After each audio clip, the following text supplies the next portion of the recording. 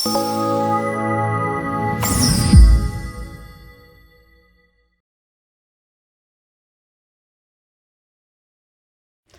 అండి, అందరికీ నమస్కారం.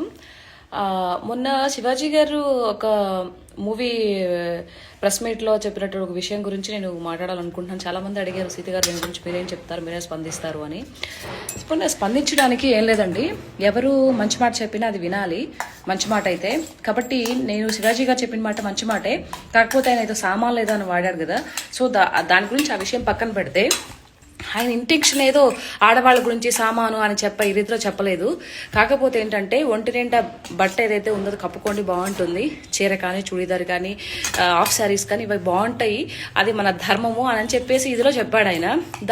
కొంతమంది దాని గురించి వక్రీకరిస్తూ వాళ్ళు చెప్తే వింటామా ఏంటి అనే ఒక నవ్వుతూ ఉన్నటువంటి చేసే ఈ మాటలు ఏవైతే ఉంటాయో అవి నిజంగా దారుణం అండి.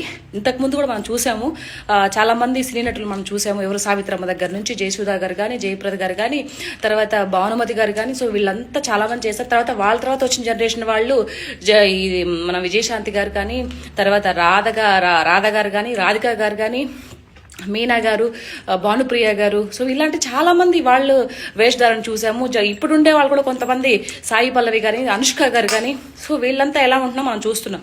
అంటే వీళ్ళు అనుకుంటారు మనం వాళ్ళకన్నా పెద్ద తోపులు అని అనుకుంటారు. అంటే అన్ని ఇప్పేసి వస్తేనే మనం చూస్తారు, మనం ఇదవుతాం, ఫేమస్ అవుతామని. అది ఆ ఒక్క విషయాన్ని వదిలిపెట్టేసేయండి.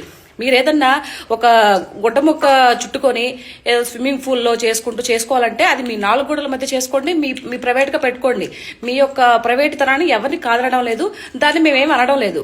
కానీ మీరు అలాంటి వీడియోస్ కూడా పబ్లిక్ డొమైన్లో పెట్టేసి, ఆ సోకాల్డ్ వాళ్ళు ఇలా మాట్లాడతారు, సోకాల్డ్ ఛానల్ వాళ్ళు ఇలా మాట్లాడితే ఇలా వేస్తారు మా గురించి అంటే, మీరు తప్పు చేసి బయట సొసైటీని ఎందుకు అంటున్నావు? నువ్వు కరెక్ట్గా ఉంటే సొసైటీ నీ గురించి ఏం మాట్లాడదు కదా.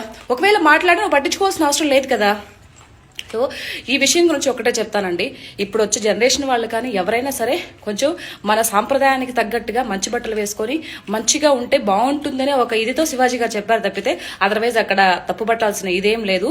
సో వచ్చే వాళ్ళు కూడా నీట్గా ఉండండి, మంచిగా ఉండండి, మన సంస్కృతి సాంప్రదాయాల బట్టలు కట్టుకోండి, అందంగా కనిపిస్తారు, ఎంతో ఇదిగా ఉంటుంది. చూసే వాళ్ళు కూడా మీ గురించి నేర్చుకుంటారు, నెక్స్ట్ జనరేషన్ వాళ్ళు కూడా.